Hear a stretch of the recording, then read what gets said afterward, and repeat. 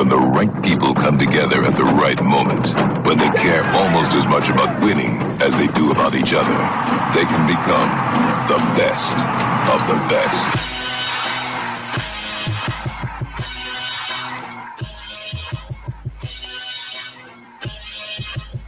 Welcome to the Gold Soccer Show, the best soccer show in the whole world. Here we go! It's the best soccer show. Jason Davis, Jared DuBois, and we are officially into the international window. World Cup qualifiers coming back Thursday night. The U.S. men's national team will take on El Salvador in Columbus, Ohio. Greg Berhalter dropped a roster on us on Friday. Jared, it landed on top of us. We're working on getting out from underneath it. We're here to talk about the roster.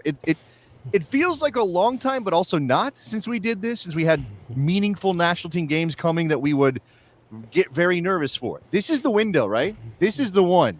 This is the home stretch. And real quick, Nick, can you put the graphic back up? The graphic that you had? The Greg Berhalter graphic? Yeah. Okay. Ooh. Now, doesn't that look like if Tanner from the Bad News Bears grew up? You remember which one Tanner was? He was like the kind of long blonde-haired, like towhead kid. Aging yourself like. I'm like just saying that right looks now. like if Tanner from the Bad News Bears grew up. Everyone right now, go Google Tanner Bad News Bears, the '70s one. Right, the one with Walter Matthau. Walter Matthau and Tatum O'Neal and all of that. Kelly Slater and all of that, right? Is it Kelly Slater? Isn't that his name? Yeah, Kelly Lee. I say Slater. That's a surfer or something. Kelly Slater right? is a surfer. Yes. Okay. Yeah, I got my wires crossed there. That's like all that information bouncing around my head. Yeah. Listen, and Berhalter gonna Berhalter, right? So there's like a lot about this. 80% is what did we say that we thought we could get 20 of 26. That's what we said the other day when we did ours. Yes, I think we said that. And how many did you end up calling up total? What was this total here? 28 players he called up for this. All right, did we even get 20 right? Can we look real quick if we got 20 right? Oh man, well, so I don't. Do you have like the? Did I you remember write what it down? we said. I remember what we said. All right, well, let's I can tell you that Brooks Lennon was not on it. Let's do this thing. All right, let's go through this and go. I'll give you all the names and then we'll come back around. We'll talk them out and you'll also tell me like, did we get it right? Let's talk about goalkeepers. Sean Johnson, Gaga Slonina, Zach Steffen, and Matt Turner. Now, we had all three. We didn't expect Gaga to be there necessarily, right? I didn't know they were going to do four. Yeah, we had the three. Yeah, so that definitely we're 3 for 3 there. So that's 3 towards our 20. Okay. You know what? Let's just do this by position group rather than try to come back around. Because I want to say I had a couple of people say, why is he there? Why is Gaga there? Why not? Why not? He's out of season. I guess he could be in camp with Chicago right now. What's a 17-year-old kid going to do in January anyway? You know? He's not. He's obviously not going to play. He's obviously not going to be in a World Cup qualifier. He's just there for the ride. He's just there for the experience. Listen, is this guy the future? Like right now, like you have Sean Johnson, Matt Turner, Zach Steffen, all 28 plus?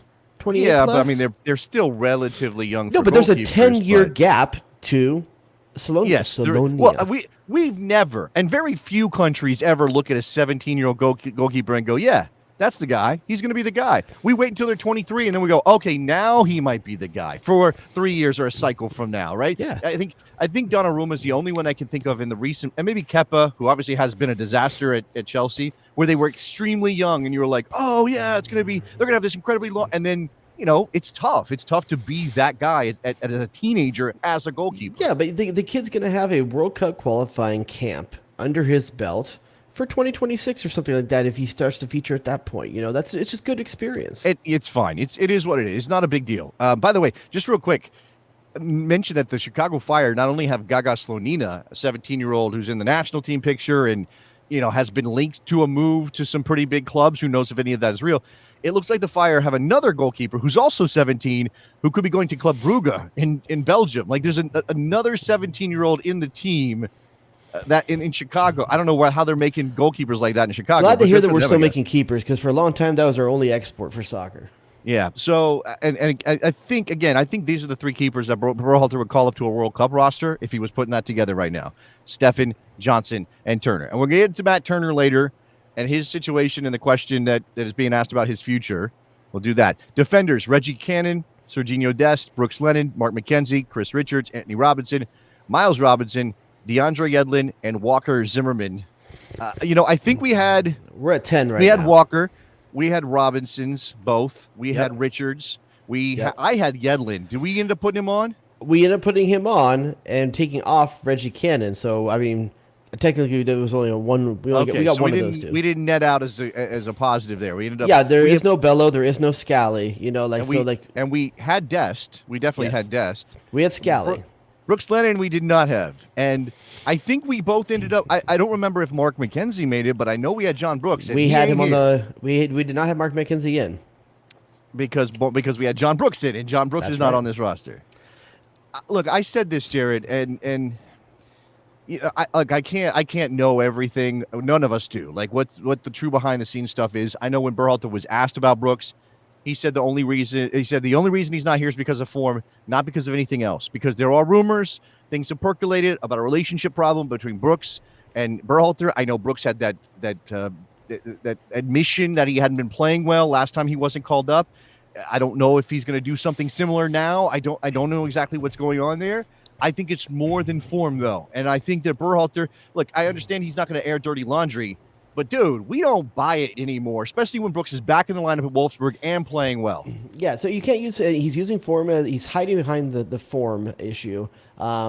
And listen, he probably can't say what it is, but you can say it's something other than that. I mean, if you could tell us Weston McKennie's was something other than form, why can't you say, like, we're working on there's some healing still to be done in his position in the caliber of the roster. Do you think? And I did say on Twitter that I think he's got to come up with something better. That we're not buying this, but at the same time, let's put ourselves in the position of a head coach for the national team, and there is something that there is a miscommunication. Somebody's ego got bruised, whatever it might be. Maybe Brooks did something he wasn't supposed to do, right? And it wasn't publicly disclosed for whatever reason. I don't know. You say McKennie had a wingman?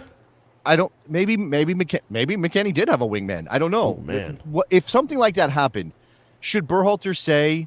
I mean, again, he outed Weston McKennie on this. It was very public that Weston McKennie was sent home or sent back to Italy because he had broken a team rule and had broken COVID protocols. Should he, if that's the case, and again, we're just kind of hypothetically imagining things here. Should he say it now, 4 months after the incident with McKennie? Like, hey, let's just put some like weird hypotheticals out there. None of this is true. None of this is something that we can prove or anything like that. But let's say that weird hypotheticals. Yeah. Let's say McKennie had a wingman that night, and it was John Brooks, and they didn't know at the time that John Brooks went with him. Okay, you find out a few weeks later that McKennie wasn't alone. Brooks was there. Do you want to go through the media thing that you went through with McKennie all over again? And is it different with a more veteran player? When it's a veteran player that's not a young guy that's making some mistakes at 21 years old. You've got a guy that's, 28, 29? What is he? And already been through a whole World Cup, played in a World Cup, been through 2 cycles. Yeah. Like that is it different? Yeah, I don't know. It's a good question. I don't know. I can't say. And listen, we have no knowledge of this. We're just throwing something out there right now. Right. There's also just the thing, like, working out the way that a coach treats various players.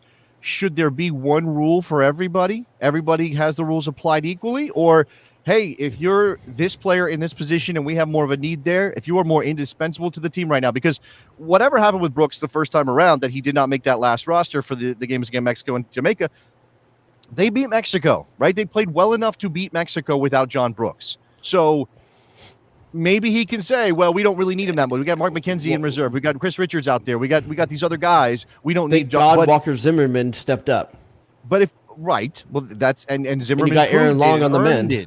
Well, and that's the other thing you can say is like, well, you're not John. Whatever John Brooks did, I've got somebody that I trust who has performed at a high level in the national team since Brooks got dropped. You can't replace Weston McKennie the way you can replace John Brooks. I'm not saying that Walker Zimmerman is the same player as Brooks. He's not. But the drop-off between Brooks and Zimmerman is smaller than it would be between Weston McKennie and anybody else in that midfield. Legit. That's what we're potentially talking about. Say John Luca Busio. By the way, John Luca Busio, we're not getting to midfielders yet, not here because of COVID. So, again, maybe that would change the thing. Maybe that would have changed things for McKennie if somebody else had. Anyway, doesn't matter. John Brooks isn't here. So, what kind of grade do you give this group? Are you comfortable with this group for 3 games? The defensive core? Yes. There's no reason to think that Miles Robinson and Walker Zimmerman can't shepherd this team through the last bit of qualifying. They've done a fantastic job. The USA is still, I think, the best defensive team in qualifying in CONCACAF. That might be right. So. I think they still are, and they've probably played close to 30%, 35% of those games, and the most recent ones in there. Both the United States and Canada have conceded 5 goals. 5 goals. Both in what at this point? 11 games? No, 8 games. 8 games. Excuse me. 8 games out of 14. I'm thinking after this window. I apologize. 8 games out of 14. Yeah. 8 games out of 5 goals in 8 games. That's a pretty damn good defensive record, and that's also with Matt Turner and the keeper for some of that as well. But I have no reason to think that these guys can't do it. The problem is going to be the third game. The middle game potentially, or whenever that one off game is going to be, because there's probably going to be one game you're not going to play both Miles Robinson and Walker Zimmerman. That means McKenzie's going to have to take a start. We can talk about lineups. I mean, we probably should on some level talk about that. I think that there is at least some thought out there. You think mix and match? I think that there's some thought that Berhalter will, and I don't know why, because you don't have any evidence of this from the past, based on what he's done in other 3-game windows. But there's some thought that because the travel is so light, because of where they put the games on home soil, and the game in Canada is where it is, that he might just run, and he's got fresh guys in the MLS players, whatever you want to say about that, that he might just fresh, roll out the but best also not mid-season form. No, I know, and that's my concern, right? That's the issue I have. And you're going to put in a relatively cold keeper, regardless of whether or not Stefan or Turner, because they're not. Turner's definitely not playing any games, and Stefan gets 1 game a month that's worth anything if he's lucky. So you're putting in a cold keeper with a couple of cold center backs. And, I like my beer cold, but I don't like my defensive core, my spine cold either. So on that, I don't know. Do you worry too much about that? Okay, let's say you play Mark McKenzie. You play Miles Robinson and Miles Robinson.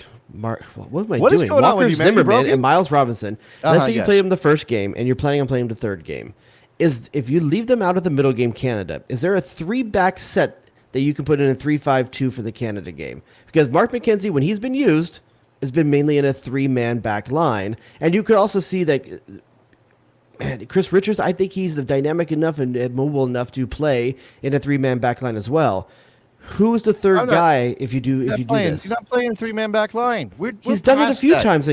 He has, but I don't think there's any reason against the opponents you have coming up. You're going to add a body to midfield against Canada for what purpose? And leave center backs on. I know you have another center back there for cover, but I don't know, man. I feel like you're better in a 4-3-3. Play in a 4-3-3. Just play well in a 4-3-3. I don't want a 3-5-2, but I'm just saying, I don't see a 3-5-2 option here. Okay, so by the way, coming back to this idea of the rotation and everything else, Berhalter said he offered nuanced answers on the topic of lineup rotation, noting that the roster is heavy in certain areas, namely winger and right back, in order to provide ample options where key contributors may not be at maximum fitness. There's some positions that we purposely are loaded in for that we don't expect players to be 90 minutes fit. We expect to be approaching in a platoon type of method where we can put guys on, we can take guys off, and we work that way. As long as they can go, they can play. When they can't give any more, then sub them out. When I look at the winger position in particular, we have Christian, Brendan, Timmy, and we'll talk about him coming in, Paul, Areola, and Jordan Morris, who are more than capable of playing that position. Yeah. He also contended that the circumstances allow for key players to log heavy minutes in all 3 games. And he confirmed that the entire group is eligible to travel for Canada because of, the issue of COVID and everything else. I'm not sure you can't play all 3 games. If you think about this, our travel's minimized. We have 50-minute flight up to Canada, then another 2-hour flight to Minnesota. It's no different than a player performing in his club 3 games in a week, so I'm not ruling out that a guy being able to play 3 games in a week. And not to put anything too far ahead here, Christian Pulisic got rested this weekend. He's coming in. He played. He came off the bench, right? Yeah, he didn't start. Excuse me. I mean, he didn't start. But I think Tyler Adams maybe had a full rest. I don't know if he played at all. I don't think he played. Weston played again. You've got those playing and playing and playing. Yeah, but in those 2 players, 2 of the most critical players for the U.S., they're coming in rested, fully rested, able to play all 3 games, I think. Yeah, and look, Yunus Moose has logged some extra minutes, but not kind of debilitating. He's played too much minutes, so you 4 could starts in a row conceivably for Valencia. You could run out the MMA center midfield 3 times. Why wouldn't you do that, right? Why wouldn't you do that? Nicholas Adams played 35 minutes. No, but Adams has had a fairly normal workload over the course of the last month or so. Christian. Okay, I thought Pulisic did come on. He didn't come on. Okay, regardless, doesn't matter. I saw that Chelsea won. So I don't think minutes for the in-season guys are the issue. I think that the issue is the out-of-the-season players that you're relying on and their particular sharpness coming into the window. All right, let's get into the midfield. Okay. Yeah, let's do that. Kellen Acosta, Tyler Adams, Luca De La Torre, Sebastian Lletget, Weston McKennie, Yunus Musa, and Christian Roldan. Now, okay, so Acosta has to be here no matter what you make of him, especially after the Panama performance and all of that. Has to be here. Tyler Adams has to be here. Luca De La Torre. Okay, this is awesome. This is a little bit of extra cover for the McKennie Musa position. I think it's more the Musa position myself, but yeah, definitely more cover there, especially if you can't bring Busio. No, I definitely think he is not as dynamic attacking as McKennie is with arriving. Okay. He's not. You're asking him to do those. You're not asking him to be the guy who finishes things off or make the late run. You're asking him to be the guy who carries the ball, moves the ball forward, beats defenders, open things up to get the ball off of his foot to players like Pulisic, to players like Aronson. That's what you're asking if he plays. And then obviously Sebastian Lletget is going to cause a lot of people to go crazy. Weston McKennie, of course, he's here. Moose is here, of course, and Roldan. We shouldn't be shocked, and yet everybody freaks out. Now, I guess the question is, who else? Right? That's the same thing in defense. It's not John Brooks. Okay, that's the one that stands out. You can make an argument for a couple other players, maybe. The few of the players that you would make arguments for, I mean, in midfield, though, in midfield, the few guys you would make arguments for have less caps than even Luca De La Torre. Like, you could make the case for Tanner Tessman, who had another really good game against Inter. I don't think anybody's seriously making that case, but I see what you're saying. Yes, the guy started against Inter today. This weekend, and looked pretty dang good. So he's kind of benefiting from. I don't know that I'm playing exactly the same position, but he kind of benefits from Busio having COVID, right? But we are talking. Listen, it's the best of a lot of poor options, right? We talked about the drop off. If it's not Roldan, if it's not Lletget, who do you go to as those next names? Tessman's one of those names with Busio out. Who are the other names? Mihalovic, potentially. That's one there definitely is some credence to saying, why is he not here as an offensive option? I told you, look, I wanted to see what Mihalovic. By the way, shout out to Georgi Mihalovic's dad, who came up to me in Kansas City and said hi. That was very cool. Nice. I was like, oh, he said he listens to the show. He likes the show. Shout out to Georgie's dad. I want to see Mihalovic. I want to see what he can do. He's obviously an excellent chance creator. He's a facilitator of those opportunities. I told you I didn't think he was going to get a shot at this moment, though, because I don't think that Berhalter trusts him on the other side of the ball. I don't think he has a complete trust yet. But I think if you're going to bring 28 guys and you're chasing a game with 15 minutes left, what's the midfield substitution off the bench that's going to give you what you need to potentially break down a defense? Is it going to be Sebastian Lletget? I don't see him breaking down a defense and helping you create a goal. Mihalovic is probably not a starter for this team. His role is probably not if we're tied or leading a game. But with 15 minutes left in the game, that's a midfielder that I want to have as an option. Luca De La Torre is probably the other one. So maybe that's why Mihalovic isn't here. I think that Berhalter tends towards a different school of thought. I don't think he looks at his midfield and goes, I need to have a string puller. I need to have a creative guy. I think he looks at this midfield because it's a central midfield trio and a 4-3-3, and he says, I need guys who will cause chaos and create havoc, or in the case of Musa, be the workhorse who can carry the ball. In McKennie, he's got a chaos maker, right? That's what McKennie's best role is. And I think he thinks of Roldan as that guy. Again, I know, grown. He's not at the level. But I think he believes that Roldan can run around and cause problems, right? And let's not forget, too, there's no reason why Jordan Morris can't step into midfield if necessary. Brendan Aronson can step into midfield if necessary. They're not going to. But on the offensive, I'm saying 15 minutes left and you need a goal, that might be a substitution you make to get another attacker on. I mean, if you were desperate, yes. If you're desperate. Which is the role I was talking about with Mihalovic. That's why I'm bringing it up. Okay, that's fair. Again, there are a couple of names you could pull down and say maybe they should get a shot over the two MLS players. Again, not just out of season, but sort of not recently effective when they've played. However, I'm going to come back to this, and everybody's pointing out, by the way, that Luca De La Torre probably isn't in this team if Gianluca Busio is healthy or not COVID positive, and that's probably true.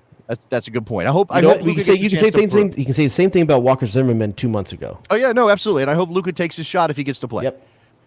Christian Roldan and Sebastian Lletget are not on this team just because Berhalter thinks they're good players.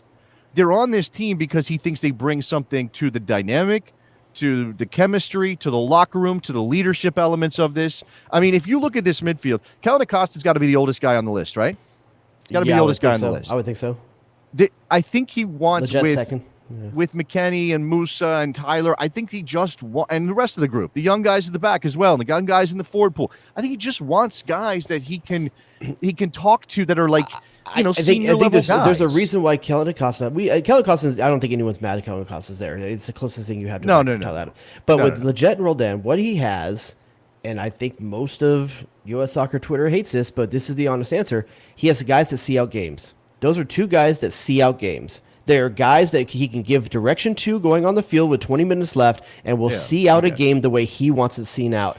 And they don't care what everyone on Twitter is saying about how they're playing. If Legett's been told to control the ball, hold the ball, keep possession, and he has to pass the ball backwards, he's going to pass the ball backwards. Every coach looks to balance out the highest ceilings with the highest floor. Okay, so a coach isn't going to take a guy. He might take a player. He might take one or two or three players, depending on the position and the way his team operates, who have incredible ceilings, but can also be absolute disasters, or can possibly fall apart, or don't have consistency, or are very young and don't have the experience, and you don't know what they're going to give you.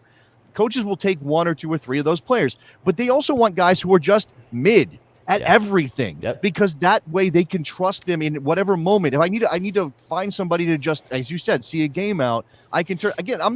I would take other players in a lot of these situations. And we say this sometimes, and I know I say it. We say vanilla, and we say it like it's a bad thing. But honestly, it's the base for almost every flavor that you like of ice cream. Like you need the vanilla to make cookies and cream.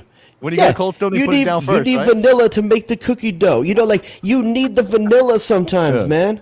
That's true to a point. Again, it's a weird analogy, but it makes definitely sense. Have too much. Brendan Aronson, Paul Arriola, Jesus Ferreira, Jordan Morris, Ricardo Pepi, Christian Pulisic, Tim Weah, ding, ding, ding on Timmy getting back, and Jossie Zardes. So, I'm encouraged. It makes me feel a lot better that Tim Weah is healthy enough to be in this team. I don't know his fitness level. He did start for a little week on the weekend, so at least they believe he's 90 or starter fit, 65, 70 minutes fit. The rest of the group, it's a mixed bag, right? And it's not like Ricardo Pepi is in this incredible form still, and we can kind of point to him and go, chosen one. He hasn't scored, and he's still adjusting right now. Pepi gets 2 games, you think? Well, the other game is what? Zardes? Is you're suggesting that Zardes will start the other one? I think Pepi can get 3 games. I think he can start Ricardo Pepi in all 3 games. Why not? Okay, I guess it depends how many minutes he goes, and how he's looking, But I think Jossie Zardes is potentially the Canada starter, just because, once again, Berhalter's going to have to go into that Canada game with a plan, and he trusts Jossie Zardes to execute a plan. So I think maybe you see Tim Weah in the 2 home legs, and you potentially see Paul Arriola starting on the away leg, because he likes what he does defensively. He's sound. And once again, I'm assuming that there's going to be a big, huge, maybe 7 player switch for the Canada game. If I'm wrong on that, then this all goes to the win. I really don't think so. Again, those quotes indicate you can't play Tim Weah 3 games, dude. Why not? He just got back to playing for his team, dude. Okay. You can't play 3 games. Tim Weah may be an exception. Tim Weah, you're right. That might be an exception. Jordan Morris isn't going to play more than he can't play 5 3 minutes. games. Well, okay. He's not. I don't think he's going to start. You can't start. No, I don't think he'll start. I don't think he's going to start. You're not going to do that. Again, I think Pepi probably gets a chance to start with Zardes coming on in the last half hour. At least one of those games. Okay, game one. Game 1, it's 0-0 to 70th minute. Zardes comes on. It goes to the 80th minute. Zardes gets the goal that Pepi couldn't get. Is Zardes starting the second game? No, I don't think so. No. I think it's possible that's what happens. I mean, look, if Zardes scores, it does throw a wrench into all your perceptions of what this is. It hasn't happened enough, right?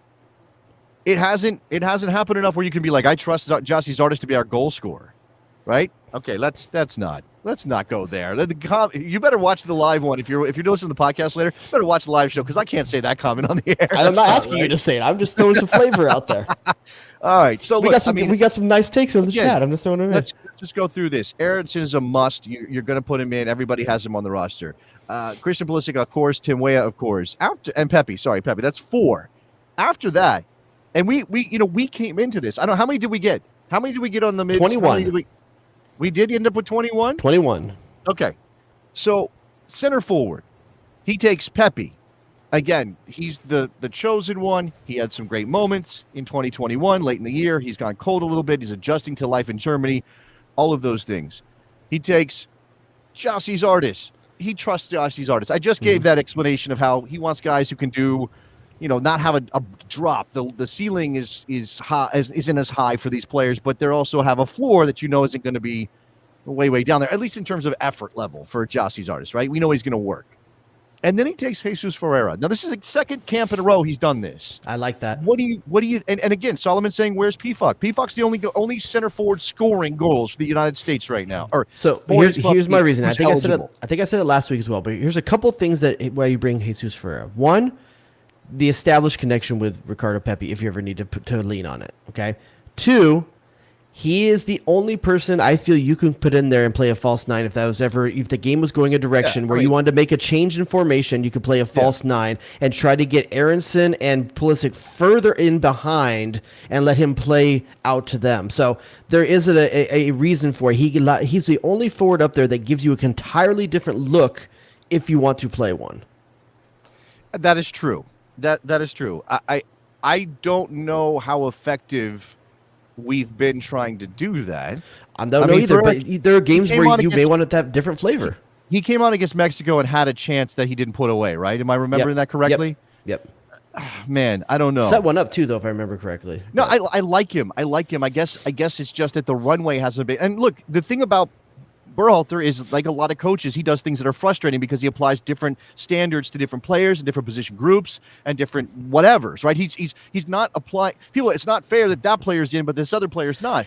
But that's not how coaching. That's how coaches make decisions. And here's the like thing, this. and I know what Wesley was just saying. When does a false nine work for us?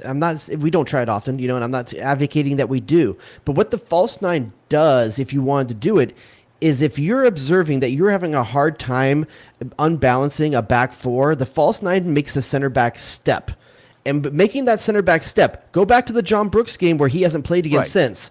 In that three-man back line, when John Brooks had to step and he missed his step out and the whole thing was unbalanced, that's what you're trying to get from the false nine. It's just trying to shift space from the wings to zone 14, right? You're just trying to get space in the middle of the field. If for some reason Yunus Musa isn't operating enough in that midfield hole between the midfield and the front three, you have an option of trying to get someone into that space. It's not perfect. It's not a magic bullet, but it's something you could try. Let's come back around to some of the wrinkles here. Now, somebody in the chat, I think it's Aldewolf saying, I don't know how to say that, saying that why do you take one left back? So there's only one natural left back on this group, and it's Anthony Robinson.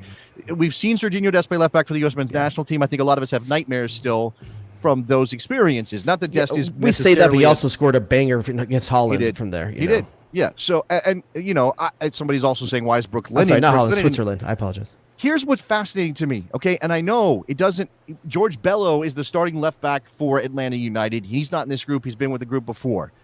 He calls up Brooks Lennon, and they list him as a defender on the USsoccer.com website. Now, that's not always indicative, of what the coach is going to do with the player. Sometimes they're in different groups, and that's not how he uses them at all. Yep. But is it possible that he thinks of Brooke Lennon as a backup left back at this point? I don't know. I mean, again, he's not a defender like that. It's sort of Serginho Dest on the other side. Here's what I think happened. We've seen it before. I think Joe Scally was the guy all along. Dude got COVID. They caught a little bit with in their planning. And I'm not to say you can't just say George Bello come in, but I think that they see Serginho Dest as a better option at left back right now for these 3 games because you want to get 9 points and 6 points for sure, and you want to be on the attacking foot at home. So if for some reason Yedlin can't go, you want that second right back. I'm sorry. I know I poo-pooed it earlier, and I apologize. As my longtime partner on the show, I should treat you with more respect, right, Jared? Like, if we were in couples counseling, I would be like, you have to listen, not just talk, Jason. I need to listen. Okay. There's at least some reason based on this list and the fact that Brooke Lennon is in it to imagine that there might be a 3-man back line at some point, right? That's if you're gonna. I don't. Brooks Lennon is not a starter for most people. He's got 1 cap. People pointing out he was lost against Bosnia in December, but you've got a Serginho Dest who's made to play wing back on the other side. You got a Brooks Lennon you're bringing in here. You've got, I don't know. I don't know. And you've got enough center backs, even though he only brought 4 true center backs in a 28-man squad. It's interesting. I mean, I think he just wants options. That's why you see a Jesus Ferreira. That's why you see a Brooks Lennon. You know, I think there's a couple guys in here that he's bringing. It's 28 guys. A lot of these guys are just not important, to be honest with you. But I think he wants the ability to do something different if it's out there. I think more than George Bello not getting the call, the person that should feel slighted is Sam Vines. I think Sam Vines is the guy that should feel more slighted than George Bello, that Brooks Lennon is in here and not him.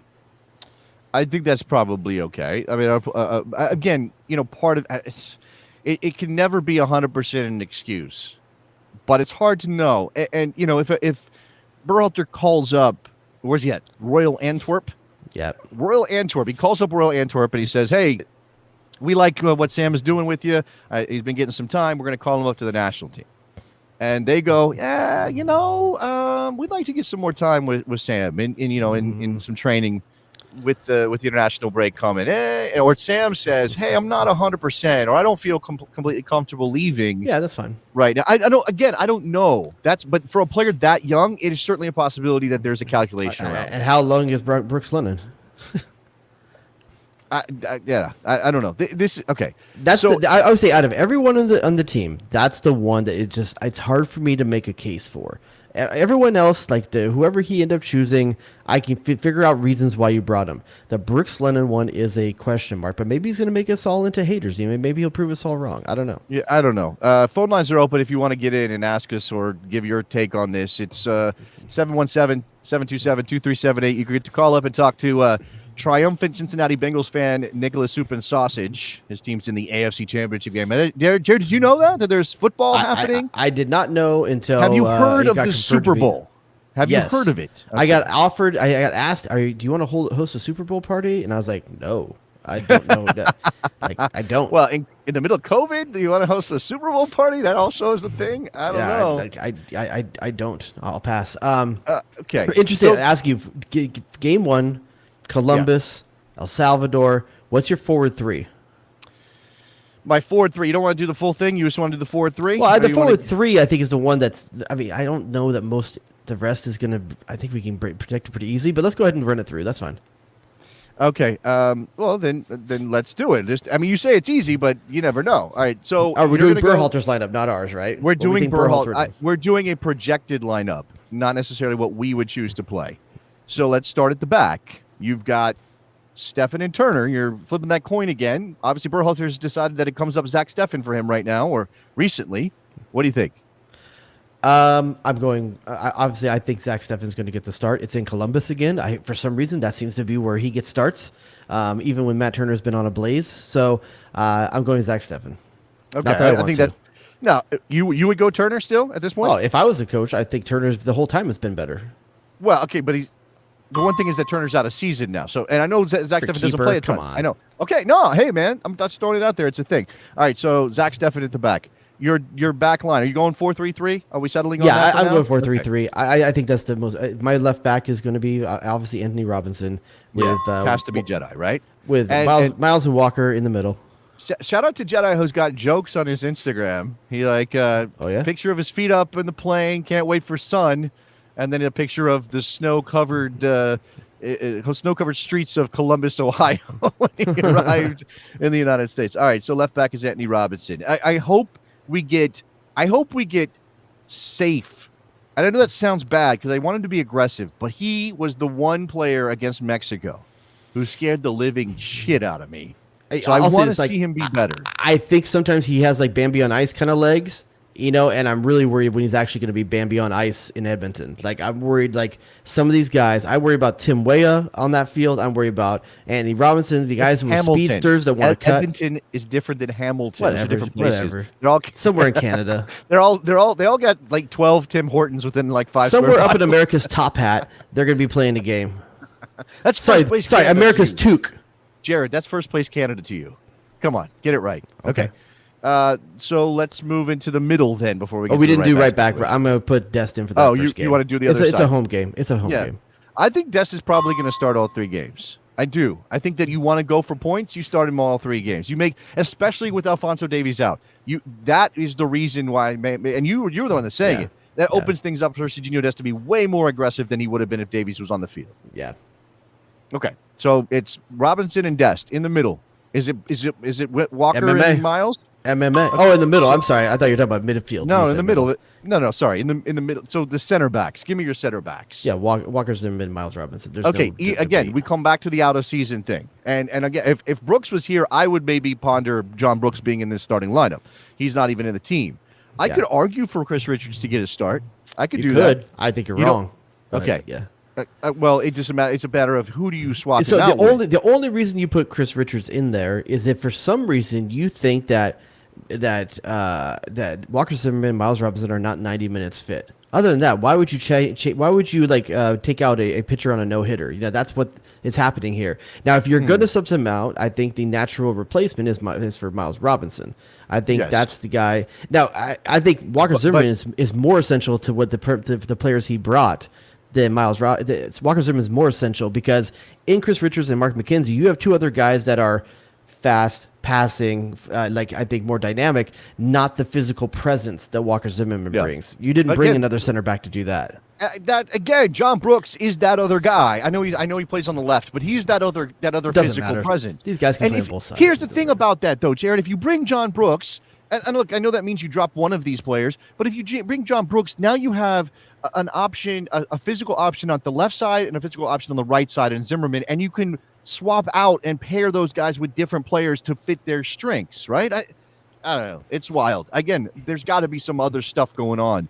That means John Brooks isn't in this team right now. I think if Walker Zimmerman was to get hurt, if he is to get hurt, God, knock on wood, if he was to get hurt in game one, it's 3-back system for the next 2 games. They don't speak that poison on this show. I think it's a 3-back setup. I think Walker Zimmerman is more essential to the playing a 4-man back line back there over these 3 games than Miles Robinson is. Okay. There's at least some thought. Again, in season, you're playing significant, meaningful games if you're Chris Richards and Mark McKenzie and obviously, again, I mentioned John Brooks, who isn't here. And you're taking MLS guys who haven't played. In the case Canada's going to be playing MLS guys too. This is true to a certain extent, but it doesn't mean that you can just say, well, it evens out, and therefore we play guys who aren't sharp. I hope they look good in training in Phoenix, Arizona, where it's hot, where I don't know why they're there instead of somewhere cold, or why they were there. All right, let's move into the midfield. It's MMA. We don't even need to debate that one. And Leon, I think you could possibly play that group in all 3 matches. Start them in all 3 matches. You may be. I think so. I said it a little bit earlier, but for people that don't know, Yunus Musa is on his 4th straight start and a goal in his last appearance. Yunus Musa is hitting some form finally for Valencia. The only thing I cannot remember, the chat will know this, and I did see some mention. Yellow cards. People remind us where we are with yellow cards. McKinney, I believe, is on one. I think Tyler is. I don't know that McKinney is. Stefan, I believe, is. Because McKinney missed the Jamaica game because he picked one up against Mexico. Is that right? No, I think Morgan corrected us on that last time. I don't think that was correct. That was not correct. So he picked one up against Mexico, and now the next one will get him suspended. Is that what it is? The chat saying Tyler Adams is on one. Tyler is definitely on one. That would. You just hope that Tyler's had some red mist kind of moments where he's done some dumb stuff. What you hope is that by the 3rd game of this, you've locked up top 3. If you've locked up top 3, get a yellow card. It doesn't matter. You want to come out of this window. I think potentially you could be qualified at the end of this window with the right results. Like truly mathematically, it's done and dusted. Yeah, I think so. X next to our name. Are you sure about that? I'm not positive. So. I think that's math. I don't do math. Somebody tell me about the math. That is not a thing that I could possibly figure out. But I think he'll let us know. Look, if you get 9 points and now you're on 24 points, you're right that it just makes it really hard for anybody to catch you for a top 3 spot. Yeah. Right?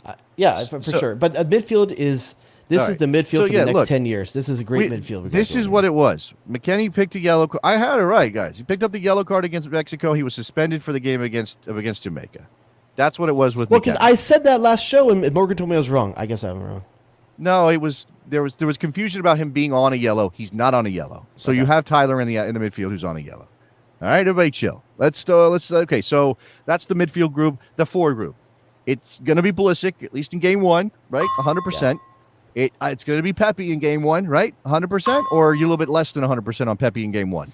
No, I think you give him the chance. He's been the guy. I don't think he's full of confidence right now, but I think you go with the hand that's gotten you here so far. Okay, and then on the other side, this is where there will be some intrigue. I mean, again, Timmy is healthy enough to start for Leo coming back from his injury, which I kept him out for about a month. I would say start him, especially after what happened against Mexico. I would want to see that. I would agree with that because I think in the Canada game, that's probably where you're going to see Paul Arriola, where you want a little more defensive-minded person over there. So I would go with Tim Weah as well. We got remember this is the guy that was red hot at the end of the last window. The guy that helped us secure points that last window. By the way, he's back, and I think that I should play the man's drop. It was there. Oh, here we go, saucing him up. Hit him, wet. There you go. Oh, by the way, Zach Steffen also on a yellow card because of the Mexico game. DeAndre Yedlin on a yellow card. Thank you, Nicholas Murray. So does that change your goalkeeper thing? I mean, obviously, Zach's probably going to be smart enough not to get a yellow card, but who knows? Well, he should be smart enough not to run across the field on the eye gouge and not get one in the first place. Hey, maybe that's another reason you say what maybe he shouldn't start. If you can't be smart enough not to make a 65-yard sprint because Brennan Aronson got manhandled a little bit. I like this. I like this kind of like 50% shade right here from Aldwolf, where he says, you don't think he'll start Zardes in Columbus?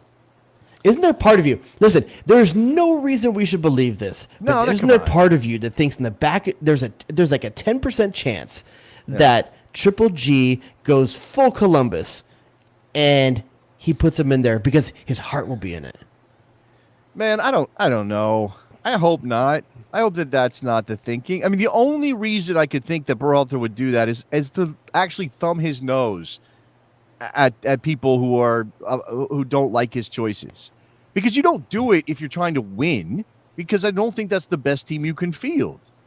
I don't think. I think even Greg Berhalter knows that Ricardo Pepi's a better goal scorer, at least right now, than Gyasi Zardes. So if you need goals, I don't know. Look, I know recent form and all of that, but Zardes hasn't played a meaningful game. I can't get that 6-yard miss from Carson a couple weeks ago for that Pepe missed out of my head. Is that he's good for one of those a game, but then he'll also pop up and score. And we're not talking worldies, but he'll pop up and score good center forward goals. And he does the thing. And I had a conversation with somebody. Actually, had a conversation with somebody who coached and maybe even helped discover Axel Kai, the 14-year-old player that RSL just signed. I was in Kansas City when I was out there for the coaches convention. Badass name, by the way. And that we were talking about, because he thinks Axel Kai is going to be the real thing. And I don't know. He's 14. I was like, I don't know what he's going to be. And he said what he has is that ability to forget, to just be so confident in his ability to do the thing that he's supposed to do, that the miss doesn't matter to him. So something that some people might call Breckness. Like that Breck-Shea ability not to remember anything that would make you embarrassed about yourself. I think that, the United States has had a couple of those players over the years, but especially at center forward, it's the thing that makes you potentially great. And look, there are levels to greatness. I'm not ever going to say that Ricardo Pepi is on a path to Robert Lewandowski. I'm not going to say that. But he has something about him that he's going to repeat the thing he does to score goals. He's just going to keep doing it. And if he misses a 6-yard sitter, okay, he's going to keep doing the same thing over and over and over again. He's not going to disappear. He's not going to be like, oh, I can't finish now. No, he scores so many goals at every level he plays. And I think he's selfish enough, too. I think he's got enough selfishness in him, not to a criminal extent, but more than Gyasi Zardes does, where you feel like Gyasi Zardes is not selfish, We didn't really, so we mentioned PFOC, we didn't really get, I don't think a lot of people are on this train. Jeremiah says that Josh Sargent shouldn't be here because he scored. I thought he said should. I read it wrong in the first place. Should be here for everything he does well on the right. So there's an option about playing him wide. On the right. Let's give the man, however, since we are here, let's give the man... That's an baby. Do. The first one is 100% an all. The dude just reacted and put his foot up real quick. But that's what a goal scorer is supposed to do. Who can? What do you mean? I don't know. For me, because it wasn't intentional, so intentional that it's obviously he found a way to put the ball in the net with a cross behind him. How many forwards just completely whiff on that? How many forwards whiff on that? And you don't even realize they missed a chance. He turned not a chance into a goal. I think you got to give him an old baby for that. You just don't like redheads or something. What's going on? No, it's not the case. Isla Fisher is one of my most attractive women, I think, in Hollywood. So, that's not the case. But I don't know. I more power to him. I'm happy the guy got 2 goals. The U.S. could use a guy that scores goals. But is he a right forward now, or is he a center forward? That's there important. There is a question about that. Look, and he's got a long way to go before we're like, oh yeah, he's back in the national team picture, and he's a guy we really think should be in this mix. But it's not a position of strength right now, at least center forward. Again, even if Sargent's playing on the right for Norwich. But Jeremiah is saying like Sargent is better on the right than Areola. Like, really? How do we know that? Like, he's played a handful of games in that position and looked horrible, and then he had one good game, and we're saying he's better than these other guys in that position. It's definitely limited data in terms of his time with Norwich doing it. It's a different. You can't compare the U.S. men's national team to Norwich in terms of how they play. There's so much recency bias with this. Like, it's DuBois scored 2 goals in one game, and all of a sudden he's back, or like the guy did nothing for 3 years. I don't think a lot of people say he's back. I think we can be encouraged, right? Happy for him. Stoked for him. I was the one that defended him. You were a Sargent hater from the very beginning. You didn't get not a hater, a realist. Chance. A realist. Like, the dude's getting starting nods with the U.S. national team with like no goals. Like, why would I not? That's a realist. That's not me being a hater. Here's the thing. Again, Jeremiah's got a good point about Areola not playing in months. I'm not saying you take Sargent. They hadn't scored before the roster came out. That happened after the roster dropped. Yeah. Let's just say that. Areola hasn't played in months. That is true. But again, I've already said this. What Berhalter likes from Areola is that he gets full effort and an understanding of what he needs on both sides of the ball from that guy. Okay, and then there's also a comment about the fact that Areola doesn't score, or he wouldn't have scored that chance, certainly. Okay, regardless of that chance, Areola doesn't score a bunch of goals. He does occasionally pop up with a goal. If I'm not mistaken, if Areola's in the game, though, Berhalter's looking for goals from other places, right? He's looking for something else from that position. It's attacking elements. It's not 1v. Look at how Areola plays the position differently than Timothy Weah. Areola is not setting up Christian Pulisic for that pinpoint cross to score against Mexico. He's not doing that. He's not beating 2 defenders on the dribble to set up that goal for Christian Pulisic. That's not what Areola is going to do. Go ahead, sorry. No, but he will bust his ass, and he will make life hell for those defenders on that side if Berhalter is looking for something else. And again, you make a choice. Do I want a player who can just destroy a defender 1v1 and do what Weah did? Or do I want a guy who's going to do a little bit more defensive work, whose engine is never going to quit, who's going to make runs off the ball that people don't even sometimes notice that open up space? I'm right? not saying that can do that too. Josh Sargent can't be a serviceable right forward, but the guy, correct me if I'm wrong, up until this weekend, 0 goals, 0 assists in 18 games for Norwich. I think those numbers are correct, Mr. Butarski. And don't tell me he had an assist on that own goal. Like, get out of here on that, okay? So, what? The second goal, by the way, you're not going to give him a ton of credit for the first goal because it was reactive, fine, whatever. The second goal was a good forward goal. Great. That's a good forward goal. Good goal. Okay. Yeah. I mean, made from a late run from a right side, which is an interesting thing. And I don't know. I just think Josh Sargent's path to a position on the U.S. national team is far clearer as a 9 than as a right forward. You know, that's deep in terms of Weah. I mean, you've got, we haven't even talked about Gio Reyna when he gets healthy. Yeah, and he's going to push Morris, who, if I'm Josh Sargent, I want Greg Berhalter to see me as a striker, a number 9, a center striker. That's where my path to a role in the U.S. men's national team is. Okay. Let's get to one call on this before we move on, or before we talk about transfer stuff and some other things. Felix in Chicago, what's up, man? How are you? I'm good. How are you doing? We are good, man. Got a roster. The nerves are coming back, though. I'm starting to get that little bubbly feeling in my stomach over all this. Yeah. I'm feeling pretty good about it. First of all, everyone's freaking out about some of these MLS players being on the roster. So and so hasn't played in 2 months. Everyone, I don't know if you guys have covered this because I've been watching the playoffs, the NFL playoffs, but everyone's dealing with this. Honduras, El Salvador, Canada, half of their starting lineup is MLS players. So everybody is dealing with players being out of form. The only one who's probably is going to be the minimal thing is Mexico, because the Liga MX has already started, and we're not playing them. So first of all, everyone's going to be dealing with this. I would, some of this stuff about so and so hasn't played in 2 months. I'm not too worried about it. What I did want to talk about was, first of all, you were talking about Paul Areola. If everybody was healthy, he's probably 6th best on the winger depth chart. So I think sometimes some of this freaking out about Areola, I think, is a little over the top. That being said, I think, Jason, what you were saying about how everyone talks about he just busts his ass like he's just like a chicken with his head cut off. If you watch the game where I thought he was most effective, I'm not going to say he's an amazing player, but where he was most effective is that Jamaica game. Yeah. You see how many chances he created from the pressures that he put on opposing players, and they made a bad pass, and then a turnover happened, or he made a run that generated some type of chance. You have to remember those 2 potential red cards in that Jamaica game that weren't called because the referee was just off that day, was off either Areola direct run or a pass from Areola, something like that. So again, I'm not going to say he's an amazing player, but he is more effective than people give him credit for. And then some of the players that people want to put in his place, like Conrad De La Fuente, I'm sorry, this probably is a bit of a hot take. Right now, in this time of his career, Conrad De La Fuente is overrated. He's a one-trick pony. He's a YouTube highlight, but he is not. His technical ability does not give him the ability to be to impose onto a game and be effective in a game in, game out. Well, how many players can do that anyway? How many players can do that anyway? Again, I come back to this. I think Conrad De La Fuente's ceiling might be higher than Paul Areola's in terms of pure talent. But what you don't have a book on Conrad that says I can trust him in moments I might need him in a World Cup qualifier. You know less about what he might do in those games. Now, maybe you could argue that's Berhalter's fault for not giving Conrad more chances. I don't think he's been playing a whole lot for Marseille recently, so I think that's also a factor here.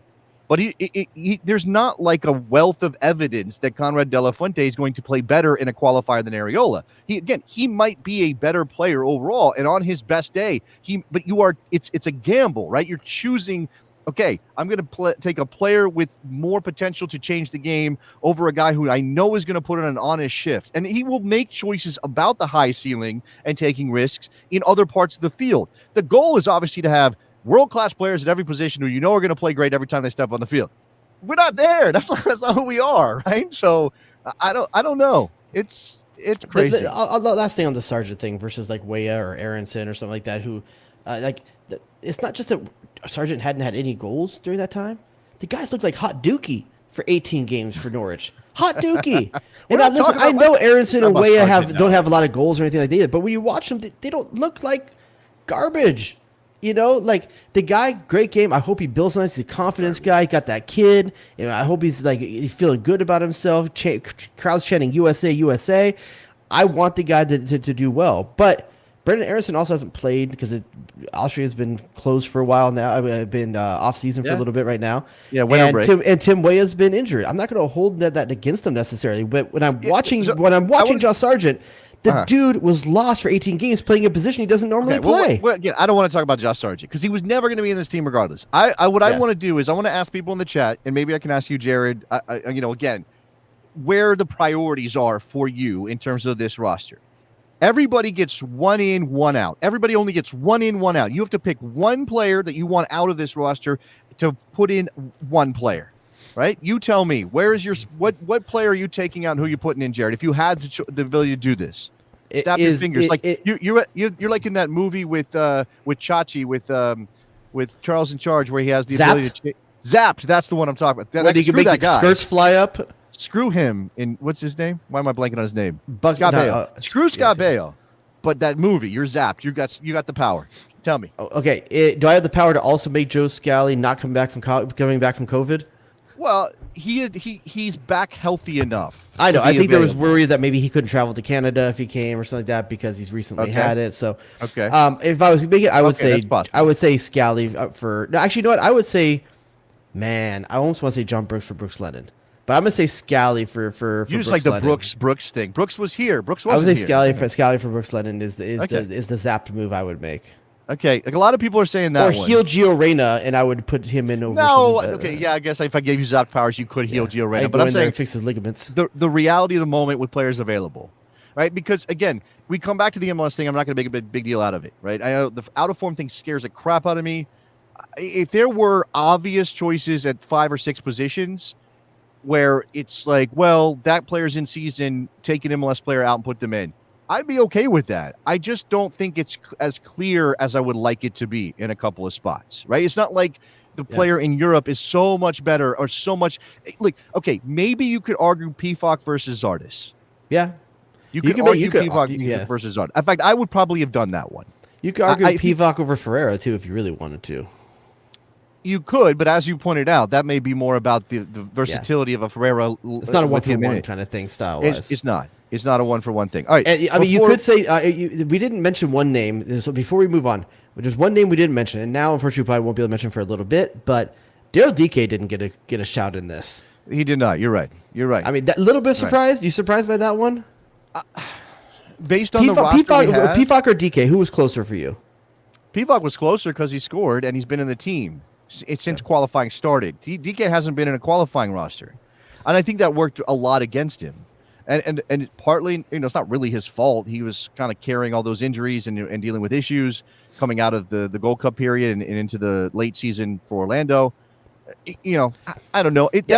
That may be because he wasn't in the team before, and so Berhalter doesn't have a book on him international team setup with this group and everything. That may be leave him at West Brom, let him settle. Like that may be better for. Yeah, I think Pifak's DK. 7 goals in 9 games right now. So I mean, definitely there's something to be said about one of the only strikers out there that's scoring right now. The DK thing, I wouldn't argue that DK is in any way better form or anything like that. Pifak, my argument for DK would be the same one I make for Jesus Ferreira. DK gives you something tactically that you don't have in any other player. Like if you wanted to change the shape and make the defense play differently, DK makes that happen. Pifak is going to be in good position, probably more likely to get you a goal, but DK changes the shape of a defense. Yeah. Okay. A couple things on these games. Actually, Felix, I'm gonna give you one more shot if you got something else before I let you go. Yeah, actually, I don't know if you guys talked much about John Brooks and the whole thing, how it's looking like John Brooks is being dropped. Yeah, okay, you need to go. All that. Okay. Yeah, listen back later. Okay. All right. No, then. Thanks, guys. Have a good rest of the night. Yeah. Thank you, Felix. Interested to hear what the diagnosis is on DK's injury having to leave the game. So hopefully. Did that just happen? Okay, that happened. Yeah, I missed that. Okay. All right. So I wanted a couple of notes here. So again. There is that thing about the playing field being a little bit more level because El Salvador relies on a bunch of MLS players. They're out of season. Canada does. Honduras, they're the same, right? Local and we should also make note that not just Davies out for this game. Stefan Eustaquio is also out. Yeah, so I mean, 2 big, huge. I'm gonna say midfield for Davies. He can play anywhere. He's all over the place. But 2 big losses to their starting lineup for sure. Yeah. No, I think that as Davies is a game changer, and we saw it in Nashville, and obviously he's been huge for them. The last one out, then they beat Costa Rica. Yeah. That he's the game changing player. He's the biggest loss. But I'll tell you what, Stefan Eustaquio is low key just as important as Alphonso Davies in that team. And without Eustaquio. You lose complete control of the midfield. Yeah, look out. The United States might be running a little wild. I think Canada might be forced to play a different game. I think so. I think they're going to have to sit real deep. It's home. Deep. You know they want to come out guns blazing, but I mean, Yunus Musa is going to eat up that space if they give it to him, and that's going to be really dangerous. They also cut the capacity for that game. I was hearing things while I was in Kansas City, something about canceling all the tickets. I think the besties were talking about in the Slack, starting over, COVID regulations changing in Ontario. I don't know where that is. And that's the other thing. Like all of this is kind of impacted by COVID hanging over everybody's head. And Berhalter says everybody on this team can travel. And I think that's also a nod to, hey, maybe there were some guys I didn't call that couldn't travel to Canada, as you sort of alluded to. To address Jackie saying, has Sargent had a better EPL career than Josie? COVID has had a better EPL career than Josie, No, man. COVID has certainly affected more games than Josie Altidore did in England. That's 100% true. There's no doubt about that. That's the lowest bar to clear. Yeah. So they did a ticket lottery rerun, Mr. JTT, Jonathan Taylor Tannenwald tells us. Okay, so before we get out of here, we went through a lineup. We're still a couple days away from the first game. I wanted to touch on some of the news around national team players and what's going on. And, we didn't talk about Kellen Acosta going from Colorado to LAFC that much. I don't think we made a big deal out of it. That one's fun. That one's interesting. But there are a couple. Brendan Aronson. Leeds is coming hard for Brendan Aronson. They offered £15 million, and Red Bull Salzburg was like, no, he's not. He's worth more than that. They came back with £20 million, and Red Bull Salzburg is still trying to say we're keeping him. They're the Champions League. I think that has a lot to do with it. But is that a good place for Brendan Aronson to land? It's not just that. He's in the Champions League, and he's already in a system where they could do their own backdoor deals for a really good price and get him up to the Leipzig team if they wanted to. They have incentive in kind of keeping him. I wonder if those look when numbers become public, it's usually agents who are involved in putting those numbers out. Okay, Yeah. so I wonder if these numbers are public because then Salzburg basically can't do a 12 million euro deal to Leipzig, like because you just turned down 20 mil for this kid. Now you're taking 12 because you got this it's pretty relationship. shady. That's shady as hell, right? Do you want him at Leeds? I think he would work Bielsa at ball. Leeds because of the way Bielsa play. That's why they want him. It's the activity. Did you see what Curtin said? I don't Yes. have the full context of this. I Jim trust him. Curtin He's a says numbers guy. He covers more ground than all but 1%. The top 1% of ground covered in the world. What? I don't even what? I don't even know what that means. Like, what does that mean? Man, imagine if he just cut his hair, how much faster he'd be. He works and works and Yeah. works and works. And that is probably why he's very attractive to The hard Leeds. thing about going to Aronson going to Leeds is that Bielsa doesn't stick anywhere. And it's hard to be the coach after Bielsa because of the way he plays. You know? think that the only thing would give me pause. You're right, although Bielsa's been there for a while. Yeah. But that would give me pause because What, 3 maybe years? it's 3 More or than that? 4 at this point. Yeah. So that's about as long as Bielsa does in any one spot. But he seems So comfortable. do you there. want to be the Bielsa guy that's important for the Bielsa system, and then maybe they're not Pigeonholed, you doing mean? as what? You're like pigeon? You're saying he's going to get Yeah. pigeonholed? I mean, do you want to be the guy that's brought in to help with this system, and then let's say he's not there next season? Like, are you important still then? I think he's still valuable. He had other teams interested in him. I know the Milan thing went cold, but he's got other teams that want him. The thing about Leeds is that it has to be a stepping stone and not the end line for Brendan Aronson. And maybe it could be. I mean, he's still young, right? They're 15th right now or something like that. They're in the Yeah. they're not in the relegation zone. They look fairly safe, but they're not playing for Europe right now. Yeah. And that's I know it's a long road because of where Leeds came from, just getting back in the Premier League. But that is a level, and the Premier League has not been good to American players recently. Not outside of Christian Pulisic's one run after COVID, right? It just hasn't been good. So I don't know. I've got to pick your poison for you. It just came up to me just all of a sudden. It's totally off topic, but I want to really hit it real quick. Yeah. We've talked a lot about Brooks Lennon maybe being an odd choice in the lineup. If you Uh-huh. had to have one of these two players to fill the needs in that back line for this window, would you rather have Brooks Lennon or Tim Ream? Oh my Tim Ream, God. who has played every game for Fulham this year, who's on fire. We were just talking about Brendan Aronson. Now we're talking about Tim Ream, and okay. I told you, it Tim came Ream. up to my head. I would take Tim Ream 100 times out of 100. over Brooks I Lennon. would too, and I feel I need to shower after I say it. No, I don't think it's that dirty. Look, Tim Ream is not a bad soccer player. There may be other guys in a national team pool, especially considering his age, who you would rather see. But Tim Ream is a damn good soccer. We got to stop doing this thing where we take a guy who's just barely not good enough for our national team picture, or who we see as the old guard and we need to get out, and treating him like trash. Tim Ream's career has been incredible. And if Tim Ream was having this career 15 years ago as an American, it'd be one of the best American careers out there. But we're not going to talk about it that way because Tim Ream has a couple of mistakes in his national team past, and he doesn't look like So it makes the you player we wonder, want. Greg Berhalter, who was in love with Tim Ream early in his tenure, why wouldn't he be there now? That's interesting. Because he thinks the other center. I know he can also play left back, but nobody really wants to see that.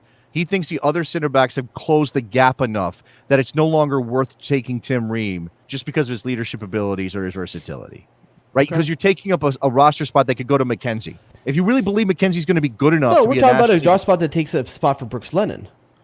No, in this Because case, he can play left back if you need him to, Tim Ream. He's done He it. can play left back if you need him to. And he can definitely play in a three-man back line. He can definitely do that. That is true. So I'm just saying That that's an interesting choice to me that was made. I don't know. Yeah. Sorry, I brought your whole segment to an abrupt stop. But sometimes You did. You killed it. Sometimes I'm struck by genius. Is that what that is? Yes. You're calling that genius? No one else is All right. having that conversation. No one else is doing that. Pick your poison. Okay, let's go to somebody who is also on the roster and could be making a move. And I'll tell you what, as far as like surprising potential transfers, and like every now and then you'll hear a transfer room and go, "Oh yeah, okay, that makes sense. I get it." Like you wouldn't known it was coming, but you can kind of nod along with it. Like Aronson to Sometimes- Leeds. Yeah, Aronson leads. That makes sense. Lots of boxes get checked, and valuation is interesting. I'm learning something about what maybe the market says Brendan Aronson is worth, which is great. It's like I think 20 million pounds is something like $25-ish million. Just really, really, really good.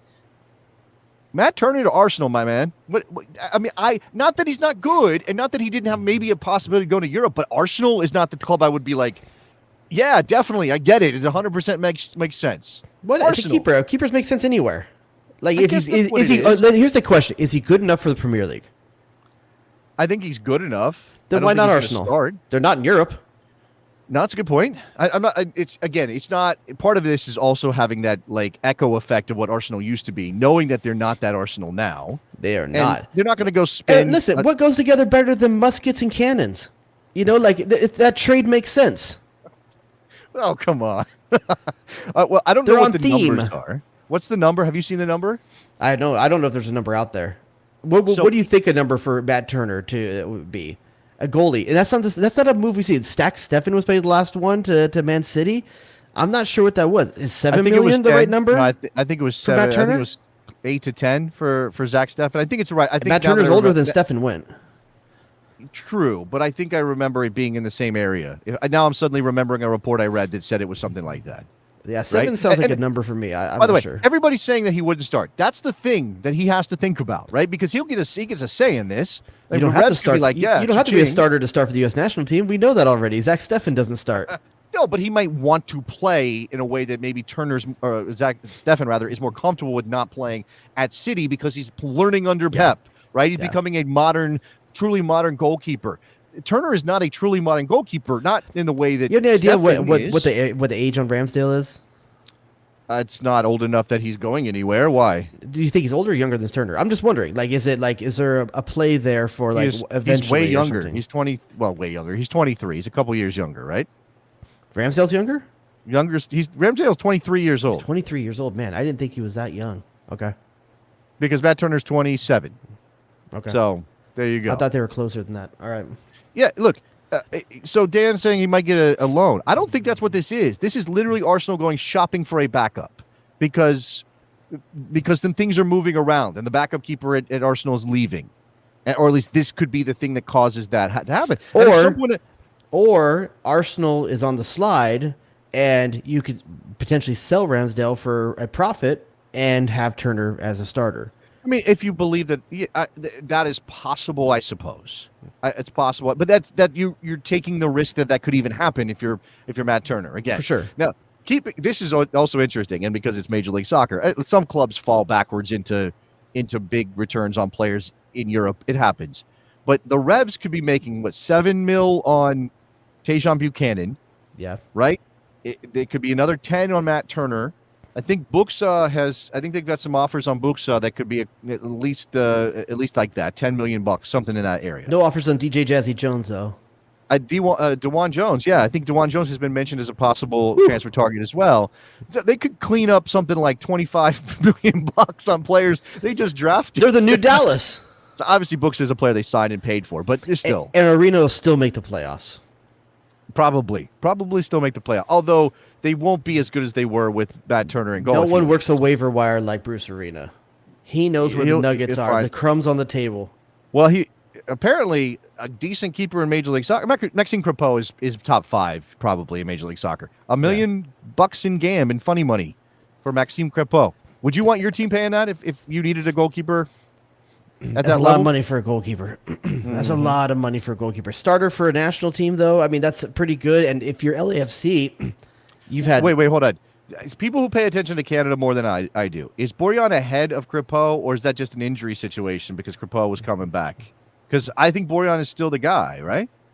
I don't know. It could be either way. They both have the starts. I'm not sure. But let's just say they're both good enough. Yeah, and they're also both playing games, whereas we have 2 goalkeepers who are not playing games and they're fighting for starts. If I'm LAFC, they've had keeper woes since they came into the league. It'd be nice to kind of have that buttoned down. Their defense has been horrible the last couple of years since Walker Zimmerman left.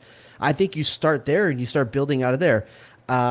But $1 million, that's a lot of money, man. That's a lot of money. You could do a lot of work. And LAFC has found nuggets in Central and South America for the cheap. And to spend $1 million to them is a creative attacking midfielders somewhere that would be amazing. But they've had those, and they still couldn't win because their defense was so horrible. No, they're So paying a maybe it is premium. smart. They're paying a premium for a known quantity in a position that they've had a problem with. I get it. I do get it. I see what that is. Okay. Any other business? I mean, I feel like there's so many more national team topics we get to Are we get going to into. talk but we're about out of PFOC? Potentially going to Venezia? That's big Oh, rumor yeah, right now. we can throw that one on. So it's a collect American situation at Venezia, with Venezia's interest. You got to give them investment. props for like they're going after Nani. Like they're trying to be ambitious. I mean, They is signed it- Nani. He's a player there now. Yeah, I know. Yeah, okay. So- I thought you were going after him, but yeah, they got him. Yeah. So is it? Do you think Venezia in 2 years is in Europe somewhere? Do you think I they're don't making know. I European don't- like- football in the next 2 years? I don't know. I know. Yeah, Dan, we've mentioned that they're owned by Americans. That's definitely a factor here. This is a little bit. The fun thing about Venezia, and I know there's like an easy way to look at this as a negative, but the fun thing about Venezia, it's like if a kid got a team. Like, what would you do if suddenly you were 12 years old and you owned a soccer team? Every time you play Football Manager, what do you go do? You go stock it with Americans. That's what you do. You get the young ones. You see what they can do. That's kind of what they're doing out there. But with PFOC, at least, you could say that he's scoring goals, and the slight on him could be, but he's doing it in Switzerland. I would love it, and for this specific reason, it's hard for me to gauge where he's at because he's in Switzerland. But he's playing Champions League. Yeah, but he's in Switzerland. They made the Champions League because they're in Switzerland. Yeah, You know but they what I'm also saying? put up a result against Manchester United. They did, and then they subsequently fell off a cliff and ended up finishing last in that group. But you're right. It's again- a hard thing to gauge. It's a hard thing to gauge in that league. So getting him to Venezia, whether he's successful or not, gives you the ability to see him at a level that you understand and is known. That's what I would like, to have a better idea of how good Jordan PFOC is based on the competition he's facing every week. That's why And I agree with this from Soccer USA here. If Pepe doesn't score this window, alarm bells. alarm bells, and then you do what? Put PFOC in? Why not? Okay, sure, but who? Josh Sargent's scoring goals, man. All right, that's you trolling. You know by the next window he's going to have 8, right? If Ricardo Pepi doesn't score in this window, you get the siren that Soccer USA. If he doesn't score this window, that starting job is up for grabs. You put in a red head who looks like the red siren, and you replace. That's terrible. I'm not doing that. Right. If he doesn't score this window, that job is back up for grabs. Yeah, I think the job is always up for grabs. I just don't think he's burned his goodwill yet. And he may. You're right. This may be the window. 3 games against the bottom 2 teams in qualifying right now? Absolutely. Absolutely. It should be on the table. And how about this? It's not necessarily that he needs to score. It's that he needs to not miss his chances. So if he doesn't end up with a good chance, and maybe that's on him, movement, positioning, his this could be the first time, if I remember correctly, he's going to get to start a game with 2 elite guys next to him, in Pulisic and Weah. Like, he hasn't had that chance to play with those 2 guys around him. Right. He hasn't. I don't think he's had that. I think he has had MMA behind him, right? Yeah. So we're gonna see. Interesting. Right, so one last thing before we go, I have a question for you. Okay. Is this a 9-point roster? Yes. He's a 9-point roster. Oh. Is this roster that he brought in a 9-point roster? Against the 3 opponents they have, and considering Canada has lost 2 of their best players, yes, it's a 9-point roster. I'm going to say so as well. I think it's a 9-point roster. The Davies and it is not. Greg Berhalter gets fired if he doesn't get 9 points. Okay, he gets fired if he gets 0 points. Absolutely, he probably gets fired if he gets 3 points because that's not good enough. Okay, I would fire him. They won't, but he should be. 6 points is the bare minimum to be like, okay, well, a little bit of work left to do in that last window, and it's Mexico, Costa Rica. I got a fun scenario for you then. Do you draw the 2 home games and you win the Canada game? 5 points. No losses. No, not good enough. No. Okay. No, you don't get. You're not losing your job over that. Are you losing your job over that? He's probably not losing his job because I don't think they want to try to figure out who the next guy is right now. Jesse Marsh is available. Jesse Marsh is available. Actually, that might put some pressure on it. That might. You're right. 5 points is a disaster. Minimum. 7 is minimum. 5 points is a disaster. 7 is a minimum. 9 is absolutely doable. Let's freaking go get 9 points for the first time in a window in 3 games in World Cup qualifying. Please. Yep. Please. And as you said, people can start making their trips and really know that the United States is going to be at the World Cup in Qatar in November. All right? Let's do it. All right. All right. Thank you very much for listening, everybody. If you don't know, we have a Patreon where you can sign up and get extra stuff. Patreon.com/thebestsoccershow. We just had somebody jump in today who I added to the Slack. If you sign up for the Patreon, you get added to our Slack community. The besties are like, it's crazy. I can't keep up. We kept talking about this. I go in there and like every channel has new messages, and I'm like, I got to follow these. But it's great. Big. It's getting big. I want to shout out, let's see, David, who signed up just today. So a couple of bucks a month gets you access to that stuff. You get the Slack, you get the bonus show. There's other things. There's events around the Besties community and all kinds of stuff. Have you get travel access to the travel channel right now? But there's the Besties travel with a lot of people going to the away games. If you want to arrive in town and have a community of people that you could potentially reach out to that you know are good people, get in the Slack, get in the travel channel. There's people that are going to these games that would potentially meet up with you if you're not a creeper. You know how they had that? I never used it because I'm too old. But you know they had that website was like a couch surfing website. Like literally, if you needed a place to crash, but you couldn't afford a hotel room, you not could, familiar, but it sounds super sketch. Oh, it sounds super sketchy. That's what I'm saying. You don't have to do that and find some stranger and potentially sleep on a couch you don't know where it's been. You can go find a bestie, and a bestie will probably open up their home because they're amazing people. So there you go. All right. Anything else? No guarantee on vacancies, though, or lodging. Reviews? I don't know that we've even no reviews. Okay. Go to iTunes and give us a rating and a review because that helps us out. And we need to pick up the pace here because it's a World Cup year. Yeah, it's a World Cup year. It's a World Cup year. That's assuming it happens in Qatar. Who knows? Anything can happen out there. No, don't do that. Don't do that. I know. We could be hosting in the USA on a moment's notice. I don't know. Don't do. Oh, well, that I'd be cool with. Yeah. All right.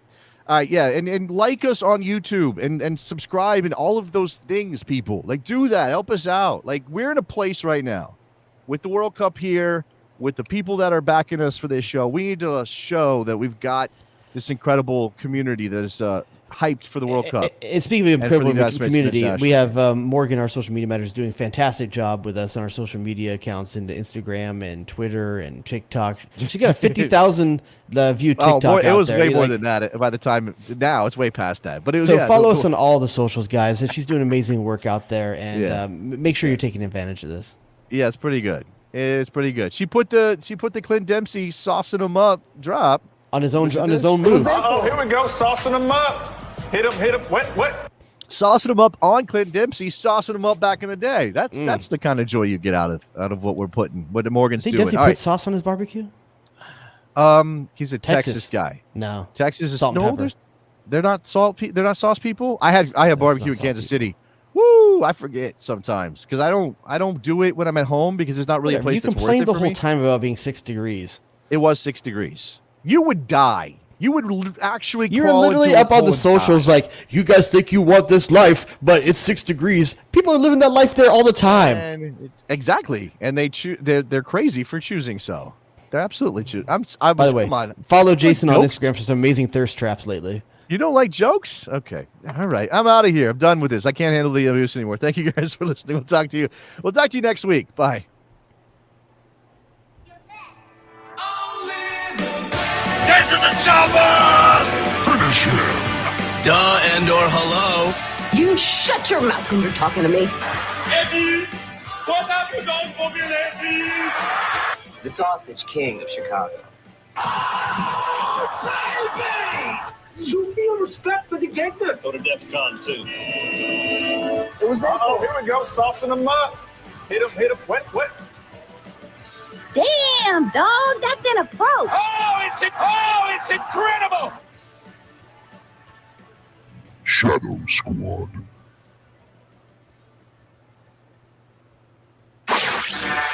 Jay Rodius.